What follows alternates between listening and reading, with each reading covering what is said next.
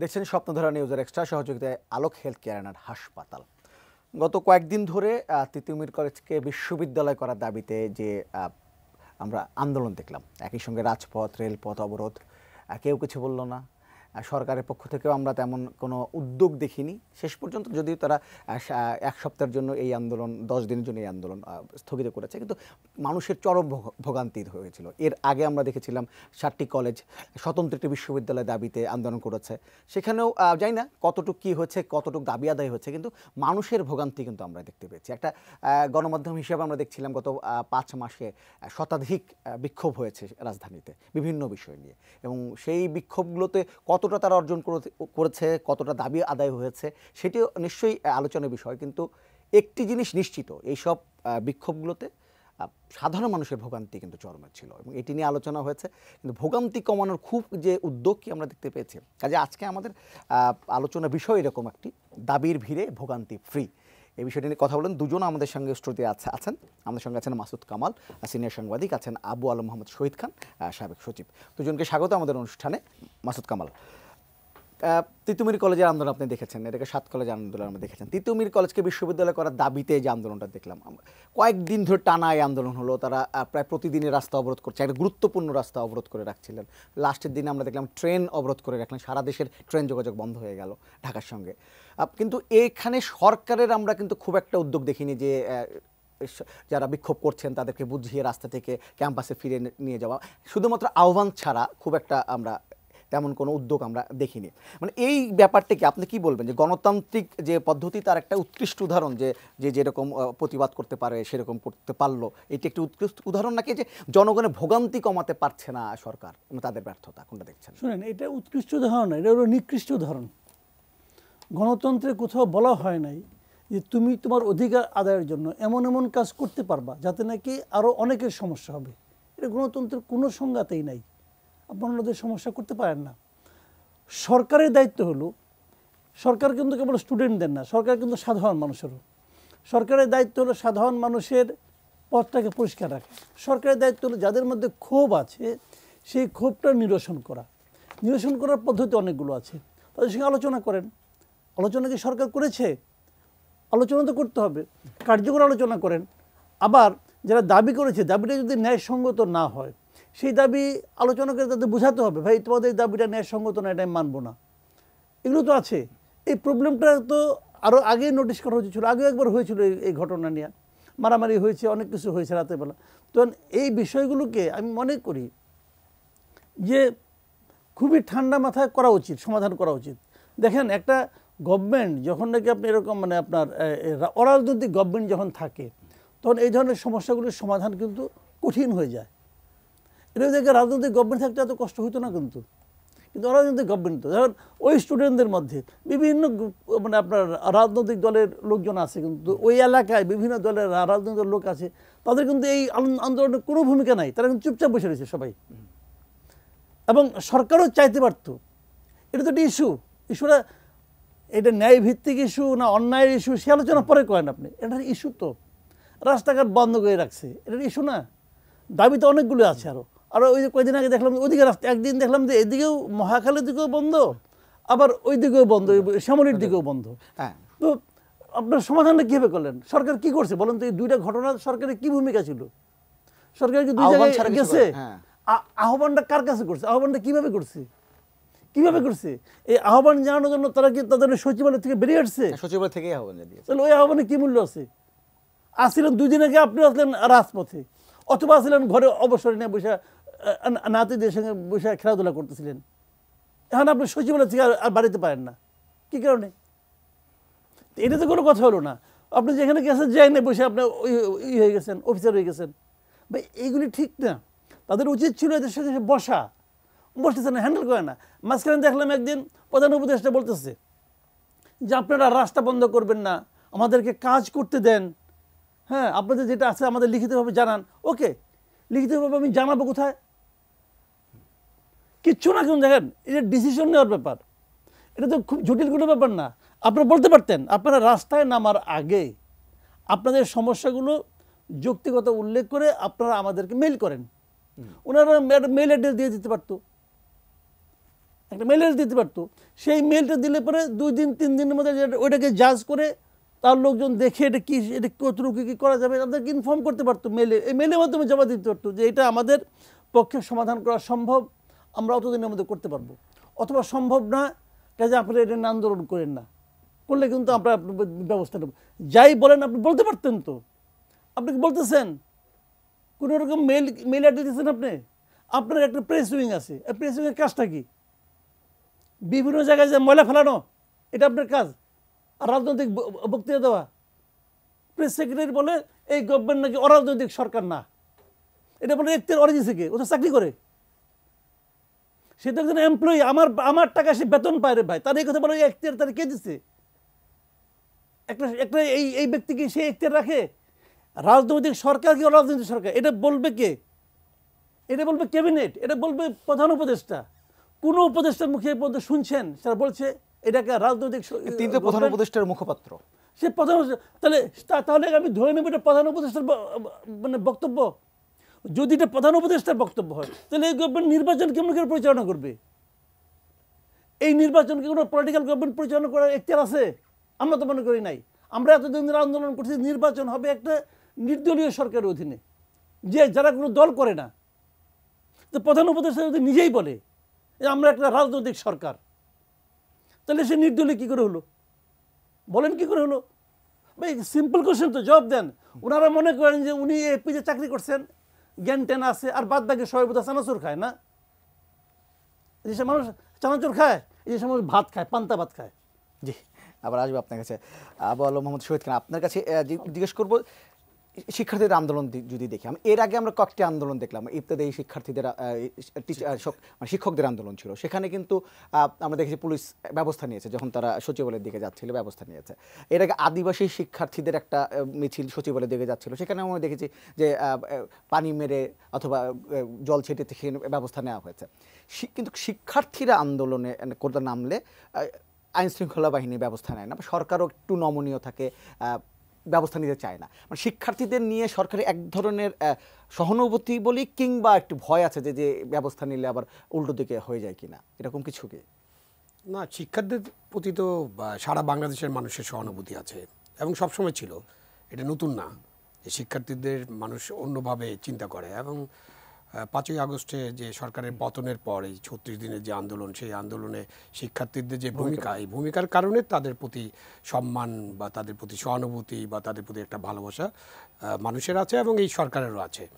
কিন্তু শিক্ষার্থীরা আন্দোলন করবেন, রাস্তাঘাট বন্ধ করে দেবেন আর সরকার চুপচাপ এটা দেখতে থাকবে নীরব দর্শকের মতো, এটা তো হতে পারে না। তো এই যেটা কামাল বললেন যে রাস্তা বন্ধ করে দেওয়ার অধিকার তো আপনাকে কেউ দেয়নি, আপনি আপনার দাবি পেশ করতে পারেন। আর এই যে 7টা কলেজের যে আন্দোলন, এই আন্দোলন তো নতুন না, এটা অনেক পুরানো এবং পুরানো একটা ইস্যু। এবং এই ইস্যুটাতে আমরা কেন এতদিন রিজলভ করতে পারিনি সেটা একটা গভীর আলোচনার বিষয়। কেন তাদেরকে আবার জাতীয় বিশ্ববিদ্যালয় থেকে বের করে আনা হয়েছিল, কী কারণ, কাদের মধ্যে কি ঘটেছিল, এগুলো অনেক আলোচনার বিষয় আছে এবং কিছু কিছু জিনিস জানা যায়। সুতরাং এটা একটা ভুল পদক্ষেপ ছিল হয়তো, বা এই এখন যেটা আমরা করতে যাব আরেকটি বিশ্ববিদ্যালয় বানানো, সেই পদক্ষেপটা কত ভালো হবে, বা এই প্রত্যেকটাকে একটা করে বিশ্ববিদ্যালয় ঘোষণা করে দেওয়া কতটা ভালো হবে, এইসব কিন্তু বড় ইস্যু।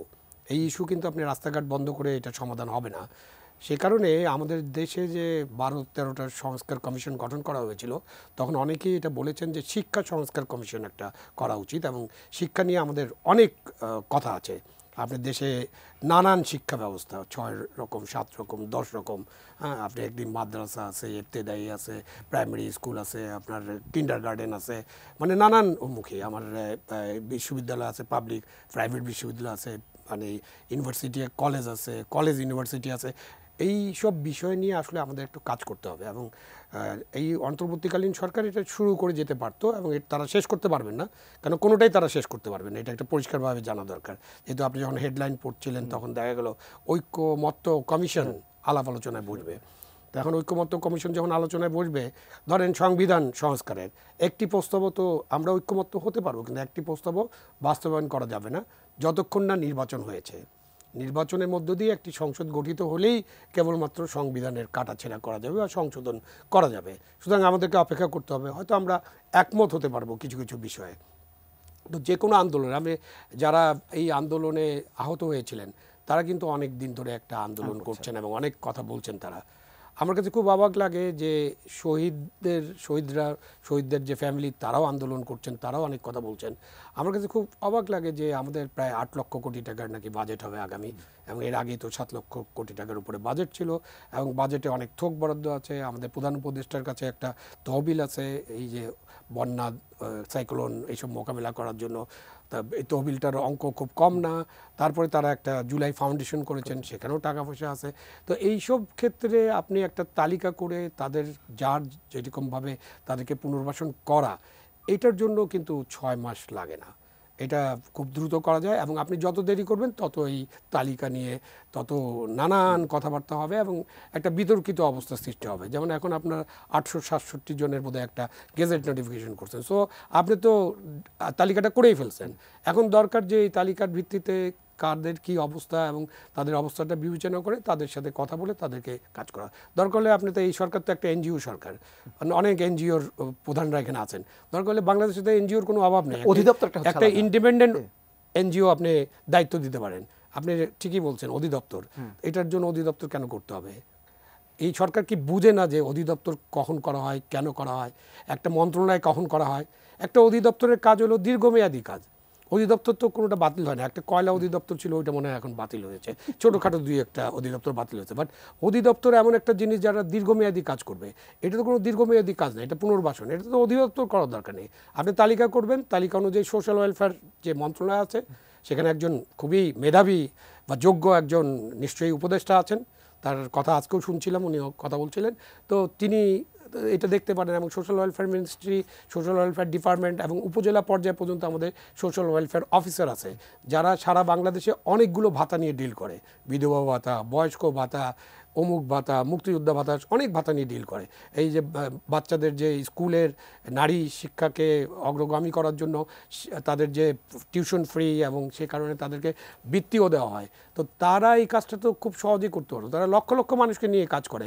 তারা এই যে যতজন, যে নাম্বারটা আমাদের কাছে কমপ্লিট না, বাট যদি 867 জন হয় বা 1500 জন হয় অথবা 2000 জন হয়, যে নাম্বারটা পরে আবার কনফার্ম হবে, অথবা 10-20 হাজার যাই আহত আছে বা 3-4 হাজার, কে কখন কি নাম্বার বলে আমি আসলে মাঝে মাঝে আমি কনফিউজ হয়ে যাই। এবং এই নাম্বারটা আসলে খুব দ্রুত ঠিক করা উচিত। তাদের নাম্বারটা তাদের কাছে দিলে, ঠিকানা দিলে, ইন্ডিপেন্ডেন্ট এনজিও দিয়ে একটা রিসার্চ করে জেনে নিলে সোশ্যাল ওয়েলফেয়ার ডিপার্টমেন্ট এটা খুব ভালোভাবে করতে পারে। কেন করতে পারে না আমি বুঝি না। এবং এটা হলো ওই যে যেটা কামাল বললেন, এটা কি সদিচ্ছার অভাব, নাকি আন্তরিকতার অভাব, নাকি তাদের যোগ্যতার অভাব? তাদেরকে তো আমরা খুব মেধাবী মনে করি, তারা তাদের নিজ নিজ ক্ষেত্রে আপনার কাছে কি মনে হয় কোনটার অভাব? সব কটার অভাব। তাদের সদিচ্ছ নেই, যোগ্যতা নেই, আন্তরিকতাও নেই, এবং তাদের সক্ষমতাও নেই। কেন এখন 6 মাস পরে এটা বলতে বাধ্য হচ্ছে। 1 মাস যখন সরকারের বয়স 1 মাস ছিল তখনও বলি নেই, সরকারের বয়স 3 মাস 90 দিন তখনও বলি নেই। বাট আজকে মনে হচ্ছে শুধুমাত্র ওই ঘটনায় আহতদের, নিহতদের ব্যাপারটা, এটা একদম completely total failure of a government. এই গভর্নমেন্ট চলতেছে কিনা এটা নিয়ে প্রশ্ন উঠবে তখন। তো আপনার তিতুমির কলেজ এটা করতে থাকবে দিনের পর দিন, রাস্তাঘাট বন্ধ হয়ে যাবে, আপনি কিছু বলবেন না। আপনার তো শিক্ষা উপদেষ্টা আছে, আপনার শিক্ষা ডিপার্টমেন্ট আছে, আপনার টিচাররা আছে, আপনার একটা ইউনিভার্সিটি আছে, যে ইউনিভার্সিটিতে তারা ছিলেন তার ভিসি সাহেব আসছেন, একটা ভিসিকে তো আবার ঢাকা ইউনিভার্সিটিতে হায়ার করে আনা হয়েছে, তো সেই ভিসি সাহেবে তো ইনভলভ হতে পারেন। আমার জাতীয় বিশ্ববিদ্যালয় আছে, সেখানেও তো আপনি নতুন ভিসি দিয়েছেন না। সো জাতীয় বিশ্ববিদ্যালয়ের ভিসি, ঢাকা বিশ্ববিদ্যালয়ের ভিসি, এবং এই 7টা কলেজের যে প্রিন্সিপাল আছেন বা সিনিয়র শিক্ষক যারা আছেন, এবং 7টা কলেজের আন্দোলনে যারা নেতৃত্ব দিচ্ছেন, দেখেন সিট ডাউন এবং তারা থ্রেড বেয়ার ডিসকাশন করে একটা আলোচনা করে একটা সমাধানে পৌঁছতে পারে। এই সমাধানে পৌঁছানোর জন্য কোনো রকেট সায়েন্স লাগে না। এবং এই বাংলাদেশে, পৃথিবীর অনেক দেশেই তো সমাধান হয়, এই বাংলাদেশে এইসব সমাধান আগেও হয়েছে এবং সমাধান করা সম্ভব হয়েছে। আপনি কলেজের কথা যখন বললেন তখন তো মনে করতে হয় যে একটা কলেজ ডিক্লেয়ার করে যায়, একটা আরেকটা কলেজে হামলা করলো, প্রত্যেকটা জিনিস খুলে নিয়ে গেল এবং ডিক্লেয়ার করছে তারা ফেসবুকে, কি নাম্বার সানডে বাহিনী না কি টুইসডে বাহিনী, এরকম করে তারা একটা কলেজ ভেঙে আসলো। 2 ঘন্টা ধরে গেছে। হ্যাঁ, এবং যেতে তো 2 ঘন্টা লেগেছে, অনেক দূর, 10 কিলোমিটারের মতো বা 7-8 কিলোমিটারের মতো। এবং আপনি কোথাও তাদেরকে বাধা দিলেন না। হ্যাঁ, মাহবুব রহমান কলেজ পুরো তছনছ, ওরা এসে আবার এখানে তছনছ করলো। এই সব জিনিস কিন্তু বন্ধ করতে হবে। আপনার তাদের কাজ হচ্ছে আইন শৃঙ্খলা পরিস্থিতি উন্নত করা। এইসব হলে যে কোনো লোক যে কোনো সময় রাস্তায় নেমে যাবে এবং তারা মনে করবে যে এটাই বোধহয় গণতন্ত্র। এটা গণতন্ত্র না, এটা গণতন্ত্র না। জি, মাসুদ খান, আপনার কাছে জানতে চাইবো যে এই ঘটনার পরিপ্রেক্ষিতে স্বরাষ্ট্র উপদেষ্টা পরশুদিন গতকালই সচিবালয়ে বলেছিলেন যে এই বিক্ষোভগুলোর পেছনে অন্য কারো ইন্ধন আছে, যেটা সাংবাদিকদের তিনি খুঁজে বের করতে বলেছেন যে অন্য কারো ইন্ধন আছে, তিনি ইঙ্গিত করেছেন। অন্যদিকে সোমবারই প্রধান উপদেষ্টা আইন শৃঙ্খলা বাহিনীর প্রধানদের সাথে মিলিত হয়েছে, কথা বলেছেন। সেখানে তিনি বলেছেন যে একটা যুদ্ধকালীন পরিস্থিতিতে যেরকম সতর্ক থাকার কথা সেই রকম সতর্ক থাকতে বলেছেন তিনি বলেছেন যে এই বছরটি দেশের জন্য অত্যন্ত গুরুত্বপূর্ণ, কাউকে বিশৃঙ্খলা ও অরাজকতা সৃষ্টি করতে সুযোগ দেওয়া হবে না, তিনি বলেছেন। দেখেন, এই যে অন্য কারো ইন্ধন আছে না, এটা হলো গিয়ে মনে করেন যুগে যুগে আমরা শুনে আসছি, যখন নাকি সুবিধা করতে না পারে অন্য কারো ইন্ধন আছে। ছোটোবেলায় আমরা এটা করতাম, যখন পরীক্ষা খারাপ করতাম তখন বলতাম কি প্রশ্ন কমন পড়ে নাই, স্যার যেগুলি পড়াইছে এর বাইরের থেকে প্রশ্ন আসছে। তো ওনাদেরও এই সমস্ত যখন সাংবাদিকরা প্রশ্ন করে না, প্রশ্ন কমন না পড়লে যা হয় ওনারা তাই করে, এই তাই রেনারে আলাপ করে অন্য কারো ইন্ধন আছে। আচ্ছা ভাই, কার ইন্ধন আছে তাহলে ধরেন না কে? আপনি একটা সরকার চালাচ্ছেন, আপনার সরকারকে অস্থিতিশীল করার জন্য যদি কেউ ইন্ধন দেয় তাকে ধরেন। আপনি তো ধরতেছেন কে? যে আওয়ামী লীগের পক্ষে কে লিফলেট বিতরণ করে তারে ধরতে হবে, এবং তারে ধরতে না পারলে ওখানকে পুলিশকে আপনি সাসপেন্ড করতেছেন যে তুমি কেন ধরতে পারলা না। ভাই, আওয়ামী লীগ একটা বৈধ পলিটিক্যাল পার্টি। আওয়ামী লীগকে নিষিদ্ধ করছেন? করেন নাই তো। তো সেই পলিটিক্যাল পার্টি তার রাজনৈতিক আদর্শের পক্ষে একটা লিফলেট বিতরণ করবে, অন্যটা কোথায়? কোন আইনে ধরে বলেন তো আপনি আমাকে?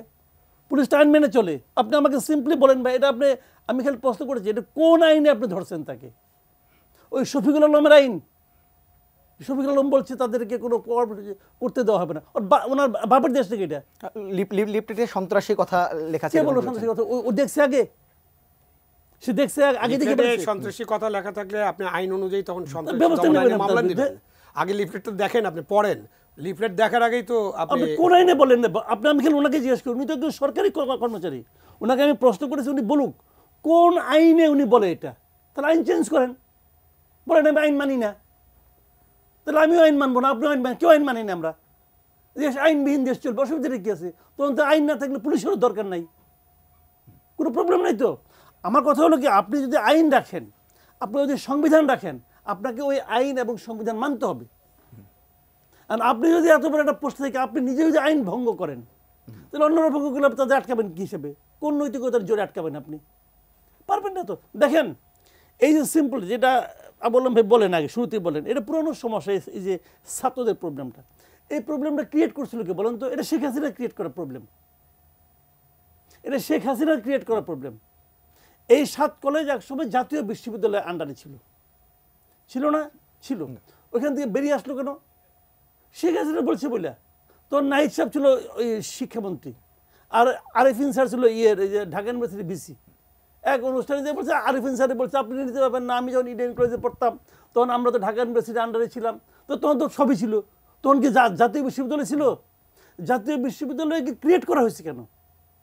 একটাই কারণ, যে স্নাতক পর্যায়ে, স্নাতক এবং তার উপরে পর্যায়ে যে সমস্ত কলেজগুলি পড়ায় তাদের সমস্ত কিছু নথিপত্র এখানে থাকবে, এরা সার্টিফিকেট ইস্যু করবে, এখানে সব কিছু হবে। এই তো জিনিসটা, এই তো মূল কারণ ছিল।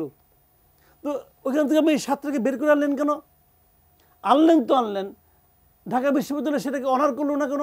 কয় নাই ঢাকা বিশ্ববিদ্যালয়, তারা তখনও আন্দোলন করছে। এতদিনে আপনি সমস্যা জিয়ে রাখলেন কেন?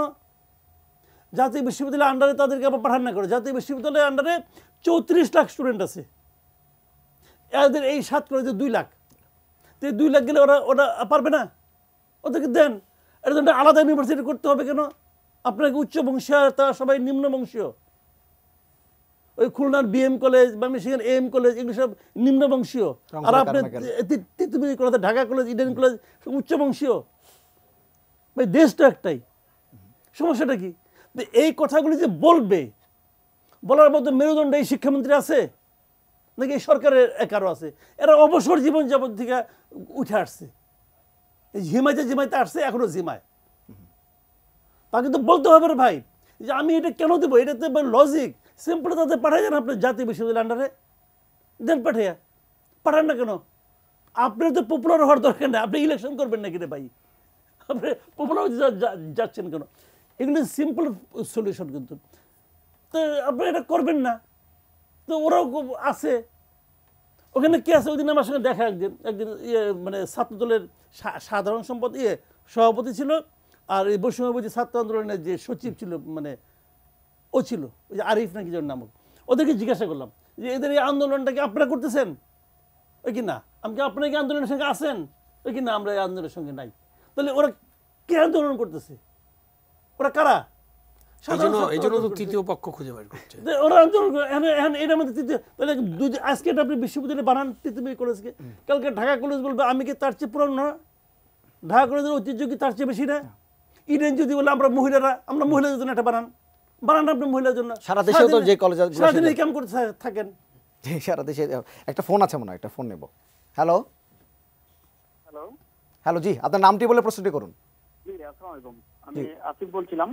আচ্ছা, আমার দুইটা প্রশ্ন একসাথে। আমি একটু মাসুদ কামাল স্যারের কাছে আসলে প্রশ্নটা হলো যে আমরা সবকিছু নিয়ে একটু আলোচনা করছি, মানে তর্ক বিতর্ক সবই করছি, কিন্তু মূল জায়গাটা যে জায়গায় বারবার কথা উঠতেছিল যে কিছুদিন ধরে 2-3 মাস ধরে যে 36 দিনের যে আন্দোলনটা হয়েছিল, ওই আন্দোলনটা ওদের পরিকল্পনা ছিল।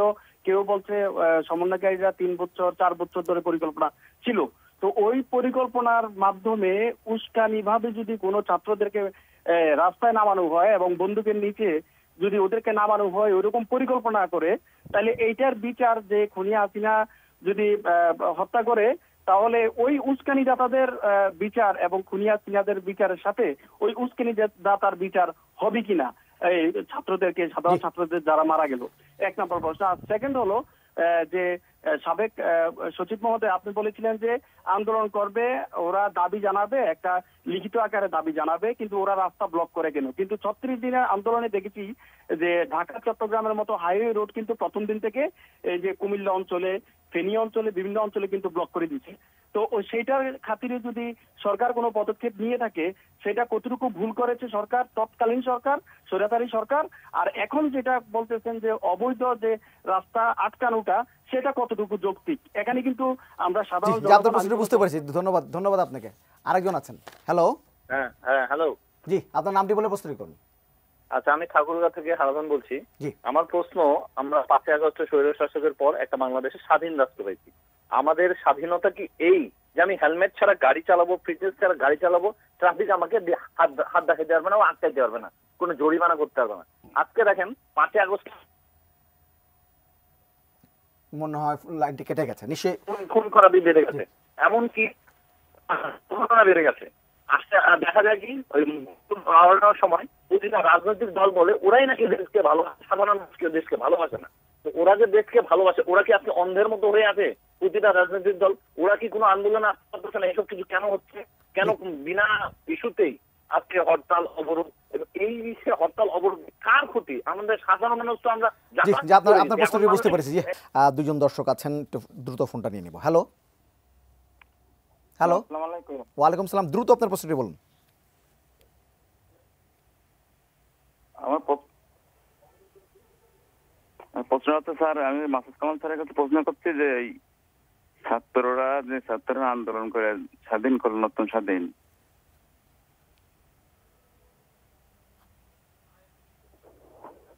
এরা কি নতুন দল গঠন করবে? হলদিক কেমন হবে, ভালো না খারাপ? চাই। জি ধন্যবাদ। আরেকজন আছেন। হ্যালো। আসসালামু আলাইকুম। ওয়ালাইকুম সালাম। আপনার নামটি বলে প্রশ্নটা করুন। আমার নাম রাশেদ, আমি ঠাকুরগাঁ থেকে বলতেছিলাম। আমার প্রশ্ন হচ্ছে যে এই যে আন্দোলনে যাদের হাত গেল, পা গেল, পঙ্গু হলো, ডক্টর ইউনূস যে 2000 মানুষের ট্রিটমেন্ট দিতে পারে না, তাই 20 কোটি মানুষের কিভাবে দেখভাল করবে? আর আমার প্রশ্ন হচ্ছে যে সমন্বয়কগুলা যে আন্দোলন হয়ে গেল এরা তো এখন দল গুছা নিয়ে ব্যস্ত, টাকা পয়সা নিয়ে ব্যস্ত। আমাদের 2000 এদের পঙ্গু হলো, এদের জীবনগুলোর মূল্য কই? এটা তো সারা বাংলাদেশে একটা সিটও পাবে না। জি ধন্যবাদ। নিশ্চয়ই ধন্যবাদ। আপনার অভিযোগ আমি শুনতে পেয়েছি। আমরা নিশ্চয়ই আলোচনা করব। আমি একটু আবু আল মোহাম্মদ শহীদ খান আপনার কাছে জানতে চাই। দর্শকগুলো অনেক প্রশ্ন করেছেন, কোনটার উত্তর দিবেন কি? না, সবগুলোরই উত্তর দেওয়া যাবে। মানে একটা গণতান্ত্রিক আন্দোলন তো আপনি করতেই পারেন, আপনার সমাবেশ করতে পারেন, কিন্তু তাতে যাতে জনদুর্ভোগ না হয় সেটা নিয়ে আমরা অনেক আলোচনা করেছি। একটা রাজধানীতে যদি আপনি রাস্তা বন্ধ করে দেন, এমনিতে রাজধানীতে রাস্তা খুবই কম, আমরা সবসময় জ্যামের মধ্যে থাকি, তো একজন রুগী বা যারা কাজে যাচ্ছেন তারা যদি 4-5 জি, ছয় আলোচনা ঘন্টা, করেছি আমরা। তাই না? তো এটা আপনি করতে পারেন, আন্দোলনের বিভিন্ন পদক্ষেপে নিতে পারেন। তো যিনি প্রশ্ন করেছিলেন যে ওই সময় 36 দিন যে অনেক আন্দোলন হয়েছে, অনেক রাস্তাঘাট বন্ধ করা হয়েছে, পুলিশে কিছু অ্যাকশন করেছে, সরকারে যারা থাকেন তারা এইটা ওই আন্দোলনের সময় আলাপ আলোচনা করার সুযোগ ছিল। তখনও আমরা বলেছি যে আলাপ আলোচনা করতে হবে, যে কোটা নিয়ে আলোচনা করেন তাদের সাথে, আপনি যদি তাদের অন্য দাবি থাকে সেটা নিয়ে আলোচনা করেন, তত্ত্বাবধায়ক সরকারের দাবি আছে সেটা নিয়ে আলোচনা করেন। আলোচনা তো হতে হবে এবং আলোচনার মধ্যে দিয়েই নিষ্পত্তি হবে যে কোনো গণতান্ত্রিক আন্দোলন। সুতরাং গণতন্ত্রে আপনি আন্দোলন থাকবে, তারা সমাবেশ করবেন, তাদের মতামত ব্যক্ত করবেন, তাদের দাবি দেওয়া তুলে ধরবেন, কোনো অসুবিধা নেই, এটা চলবে। বাট আপনাকে খেয়াল রাখতে হবে যারাই এই আন্দোলনে থাকবেন, সেই মানে ছাত্র বা কৃষক, শ্রমিক অথবা একটা পেশাদার গোষ্ঠী, তাদেরকে চিন্তা করতে হবে ওনাদের আন্দোলন আর একটা বড় রাজনৈতিক আন্দোলন কিন্তু একই মাপের হয় না।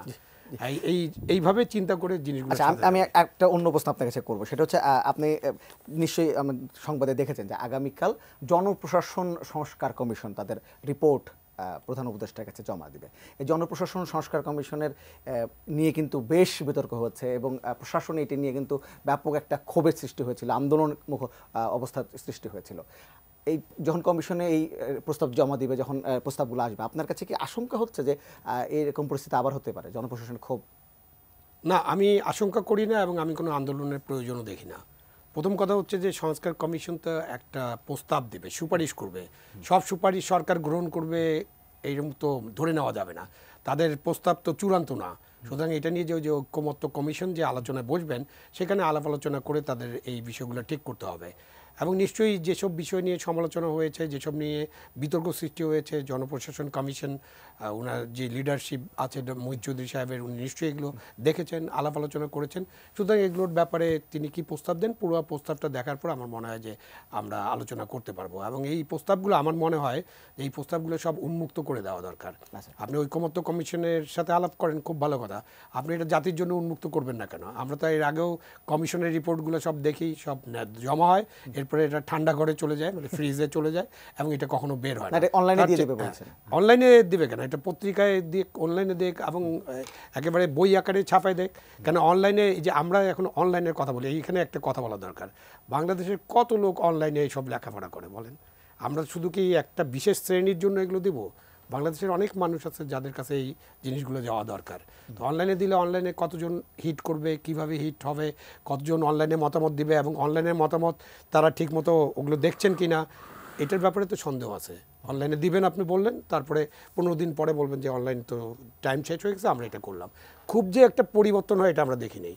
তার উদাহরণ হলো আপনার ডিজিটাল সিকিউরিটি অ্যাক্ট, তার উদাহরণ হলো যে কালা কানুন, আপনি এগুলো তো অনলাইনে দেন, তারপরে যত মতামত আসে একটা মতামতও আপনারা গ্রহণ করেন না। সুতরাং সরকারের যে ব্যবস্থাটার পরিবর্তন দরকার, সেই ব্যবস্থার পরিবর্তন করতে হবে। এটা তো 16 দিন হয়ে গেছে, আপনি এতদিন তো প্রকাশ করে দিতে পারতেন। এই যে 6টা কমিশন যে রিপোর্ট দিল 16ই জানুয়ারি, তো এখন আপনি আজকে যখন কথা বলছি আমরা, বা ঐকমত্য কমিশন যখন বসবে, তখন অলরেডি আপনার 15 থেকে 17 দিন পার হয়ে গেল। তো এই 17 দিন আমি নষ্ট করলাম কেন আমরা? তো এটা নিয়েও যে অথর্ব বলা হচ্ছে বা যোগাযোগ ঠিকমতো হচ্ছে না, ঘুমাচ্ছে, এরকম যে কথাবার্তা আসে এই কারণে আসে। আর একই সাথে সবগুলো আলোচনা করতে হবে কেন? আপনার যে 6টা কমিশন দিয়েছিল, 6টা কমিশন আপনি আলোচনা সেরে ফেলতে পারতেন এর মধ্যে।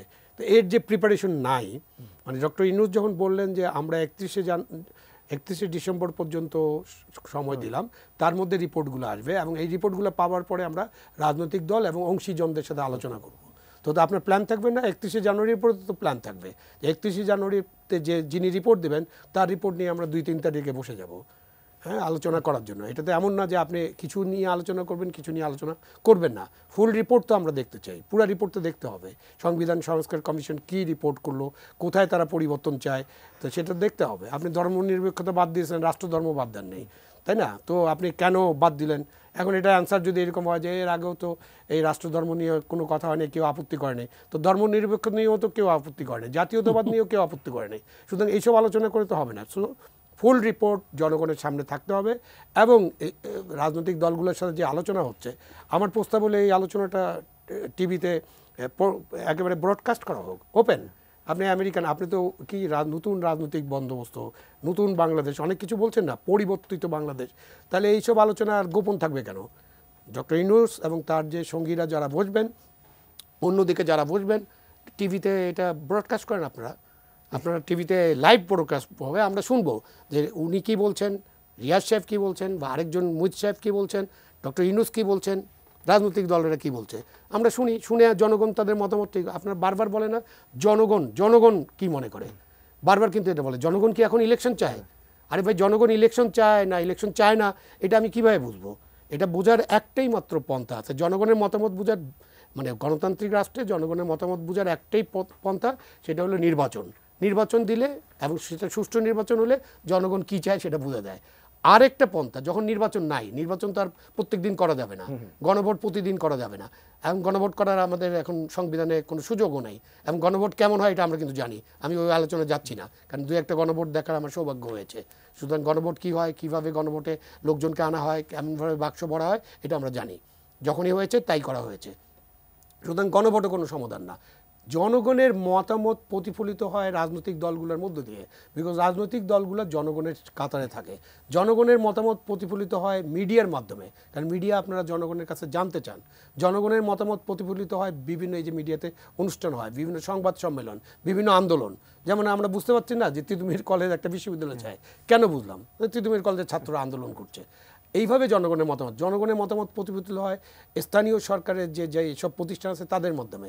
জনগণের মতামত জানতে পারে যারা প্রশাসন, পুলিশ এবং জুডিশিয়ারিতে আছেন, তারা যদি ইন্ডিপেন্ডেন্ট থাকেন, তারা যদি কোনো দলের লেজুরবৃত্তি না করেন, দলবাজ না হন, তাহলে তারা কিন্তু জনগণের মতামত জানতে পারেন, কেননা তাদের কাছে জনগণ নানান কারণে যায় এবং তারা সেই কাজগুলো করেন। জনাব মাসুদ কামাল, আপনাকে সেটা জানতে একজন দর্শক ফোন করে বলেছিলেন, যদি 5ই আগস্টের আগে শিক্ষার্থীদের আন্দোলন দোষের না হয়, তাহলে এখন যখন শিক্ষার্থীরা আন্দোলন করছে তখন আমরা সেগুলো দোষ কেন বলছি? না, এখানে কিন্তু বাস্তবতাটা বুঝতে হবে। বাস্তবতাটা হলো দাবিটা কি, আগে কিসের দাবি ছিল, এখন কিসের দাবি আছে, এটাও বুঝতে হবে। কাজেই দুইটাকে কিন্তু এক পাল্লায় মাপলে হবে না, কাজে আমি মনে করি যে আগেরটা এটা এক ধরনের ব্যাপার না। আর এখানে যে দাবিগুলো উঠছে এই দাবিগুলোর সমাধান আছে, আগের দাবিগুলো তো সমাধান হয়নি, আর এই দাবিগুলোর সমাধান তো সরকারের কাছে আছে, সরকার উদ্যোগ নিচ্ছে না, তাই না? কাজে এই দুটার প্রেক্ষিত ভিন্ন। কিন্তু আচ্ছা, আরেকটা প্রশ্ন, সেটা হচ্ছে যে এই যে ঐক্যমত্য বলছিল, ঐক্যমত্য কমিশন মধ্য ফেব্রুয়ারি থেকে যে কমিশনগুলো যে রিপোর্টগুলো জমা দিয়েছে প্রধান উপদেষ্টার কাছে বা জমা দিবে, মধ্য ফেব্রুয়ারি থেকে ঐক্যমত্যের যে কমিশন গঠন করা হয়েছে, তারা এইটি নিয়ে বিভিন্ন রাজনৈতিক দল অংশীজনের সাথে আলোচনা শুরু করবে। যে কমিশনগুলো এখন পর্যন্ত যে রিপোর্টগুলো দিয়েছে আপনি দেখেছেন, সেগুলো নিয়ে আসলে রাজনৈতিক দলগুলোর সঙ্গে সরকার যদি আলোচনায় যায়, ঐক্যমত কতটা সম্ভব বলে আপনার মনে হচ্ছে? এটা একটা গুরুত্বপূর্ণ প্রশ্ন। এই কারণে দেখেন, রাজনৈতিক দল বলতে আপনারা কি মিন করতেছেন? অলরেডি কিন্তু কিছু রাজনৈতিক দলকে আপনারা ডাকছেন না, আপনারা জাতীয় পার্টিকে ডাকছেন না, আপনারা আওয়ামী লীগকে ডাকছেন না, আপনারা হয়তো জাসদকেও ডাকছেন না, ওয়ার্কার্স পার্টিকেও ডাকছেন না। এগুলো তো পলিটিক্যাল পার্টি। এখন আপনি বলবেন যে এই পলিটিক্যাল পার্টিগুলির ভূমিকা ভালো ছিল না, তো পলিটিক্যাল পার্টিগুলির ভূমিকা ভালো ছিল না, পলিটিক্যাল পার্টির লিডারশিপের ভূমিকা ভালো ছিল না, এটা নিয়ে কিন্তু আরেক বিতর্ক। কাজে আমি মনে করি যে ঐক্যমত যারা আছে এখন পর্যন্ত তাদের কোনো সমস্যা আছে। সমস্যাগুলি কী ধরনের আমি বলি আপনাকে। যেমন ধরেন বিএনপির তো নিজেদেরই একটা সংস্কার প্রস্তাব আছে 31 দফা, এবং সেটা 2 বছর আগের থেকে আছে। সরকার যখন এই সংস্কার উদ্যোগটা নিয়েছে, তারপরেও কিন্তু বিএনপি তাদের 31 দফা নিয়ে নানা জায়গায় মিটিং করেছে, এবং তাদের একদম মাঠ পর্যায়ের লোকদের কাছে কিন্তু এটা তারা ক্লাস নিয়েছে পর্যন্ত, তাই না? তার মানে কি, তারা তাদের ঐক্য যে প্রস্তাব, তাদের যে সংস্কার প্রস্তাবগুলো আছে সেগুলোকে তারা কিন্তু হাইলাইট করছে। তো তাদের সঙ্গে যেখানে না মিলবে তারা সেটা মানবে না। তো এখন কতটুকু ছাড় দিবে? আমি মনে করি যে দুই পক্ষেরই ছাড় দেওয়ার মানসিকতা থাকতে হবে। আপনি 31 দফা দিয়েছেন, ভালো করেছেন। যদি সরকারের কোনো প্রস্তাবটা এর চেয়ে বেটার মনে হয় তাহলে আপনার মেনে নেওয়া উচিত। আবার সরকারকেও বলবো আপনাদেরও ছাড় দেওয়ার মানসিকতা থাকতে হবে। আপনারা এনজিও দিয়ে করেন না, যাকে দিয়ে করান, কিছু সংস্কার পক্ষে ওখানে তো 2-1 জন বিশেষজ্ঞ লোক ছিল, তো ওই যেগুলো ওখানে ভালো প্রস্তাব যেগুলো আছে সেগুলো আছে, আর যেগুলো সরকার বিরোধী দলরা এবং বিভিন্ন মানে পলিটিক্যাল পার্টিগুলো না মানবে সেগুলো আপনাদের বাদ দেওয়ার মানসিকতা থাকতে হবে। তাহলে আমরা হয়তো একটা ভালো কিছু পেতে পারবো। কাজে আমি কিন্তু সবার সঙ্গে বসে সমাধান করাটা ব্যাপারে আশাবাদী। কিন্তু এই শিক্ষার্থীদের নতুন দল গঠন করা নিয়ে সরকারের সঙ্গে, অন্তর্বর্তী সরকারের সঙ্গে বিএনপির যে একটা দূরত্ব তৈরি হয়েছে, বিশেষ করে যদি এই সমন্বয়ক যারা সরকারে আছেন শিক্ষার প্রতিনিধিরা, তাদের পদত্যাগ করবেন কি করবেন না, দলে থাকবেন কি থাকবেন না, এটা নিয়ে বিএনপির মধ্যে যে আপত্তি এবং একটা দূরত্ব তৈরি হয়েছে, সেখানে এসে সমঝোতা কতটা সম্ভব মনে করে? এখানে সমঝোতা হওয়া কঠিন, কারণ বিএনপির আপত্তিটা তো ভ্যালিড। কারণ দেখেন, আপনি ডক্টর ইউনূসের যে ইন্টারভিউটা ছাপা হয়েছিল ফিনান্সিয়াল টাইমসে, সেখানে তো উনি বলেছেন, উনি স্পষ্ট করে বুঝিয়ে দিয়েছেন যে এই ছেলেদেরকে রাজনৈতিক দল করার জন্য উনি মানে উৎসাহ দিচ্ছেন। তার মানে ওই রাজনৈতিক দলটার ব্যাপারে ওনার এক ধরনের আন্তরিকতা বলেন, এক ধরনের সহানুভূতি বলেন, এক ধরনের সম্পৃক্ততা বলেন আছে, কিন্তু তখন কিন্তু ওনার সেই মানে নিরপেক্ষতাটা থাকছে না। তাহলে উনি কিভাবে নির্বাচন করবেন? অথবা এই যারা আছে মানে আপনার ছাত্রদের মধ্যে যারা নাকি আপনার উপদেষ্টা আছে, তারা যেন কিন্তু বেরিয়ে আসবেন, বেরিয়ে আসলে তারা কিন্তু নিরপেক্ষ হয়ে গেলেন। তাদের সঙ্গে এই উপদেষ্টা মণ্ডলী একটা সম্পর্ক আছে। দেখেন, আমাদের এখানে 96 সাল থেকে তত্ত্বাবধায়ক সরকার আছে, তার আগে একবার নিরপেক্ষ একটা নির্দলীয় সরকার ছিল। এই সরকারগুলোর মধ্যে যত লোক উপদেষ্টা হয়েছিল, এরা কেউ কিন্তু পরবর্তী সময়ে কোনো পলিটিক্যাল পার্টিতে জয়েন করে না, তো পলিটিক্যাল পার্টি করে না, একমাত্র ইউনূস সাহেব ছাড়া। ইউনূস সাহেব কিন্তু 96 সালে একবার কিন্তু উপদেষ্টা হয়েছিলেন, এবং উনি পরে কিন্তু বেরিয়ে এসে একটা নিজেই পলিটিক্যাল পার্টি করার চেষ্টা করেছিলেন, ফেল মারছেন, সেটা অন্য হিসাব, বাট চেষ্টা তো করছেন। মানে ওনার মনে মনে একটা খায়েশ কিন্তু আগেও ছিল। তো এখন উনি ওই খায়েশটা পূরণ করতেছেন এই স্টুডেন্টদের দিয়ে, কিনা আমি জানি না, আমি বলতে পারবো না, কিন্তু আর কারো কিন্তু উদাহরণ নাই। সেক্ষেত্রে আমাদের এই মানে আওয়ামী লীগের সঙ্গে বিএনপি মূল বিরোধটা কী ছিল? আমাদের নির্বাচন ব্যবস্থায় যে সংস্কার কমিশনের প্রস্তাবগুলো, সেখানে কি আছে যে তত্ত্বাবধায়ক সরকারের মাধ্যমে ইলেকশন করতে হবে। যদি সেই প্রস্তাবটা থাকে, তাহলে এই সরকার ইলেকশন কেমনে করাবেন? এই সরকার তো নিরপেক্ষ নয়।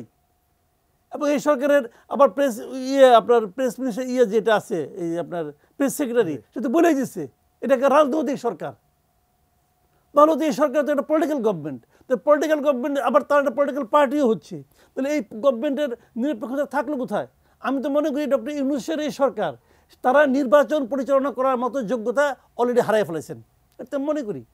আচ্ছা, সংস্কার নিয়ে কথা বলছে, সংস্কার নিয়ে ডক্টর ইউনূস সাহেব যেভাবে বলছেন, বা প্রধান উপদেষ্টা যিনি বলছেন যে রাজনৈতিক দলগুলো যতটুকু চাইবে ততটুকু সংস্কার করে এই নির্বাচনে আসলে যাবে, ঐক্যমত যেটা হবে।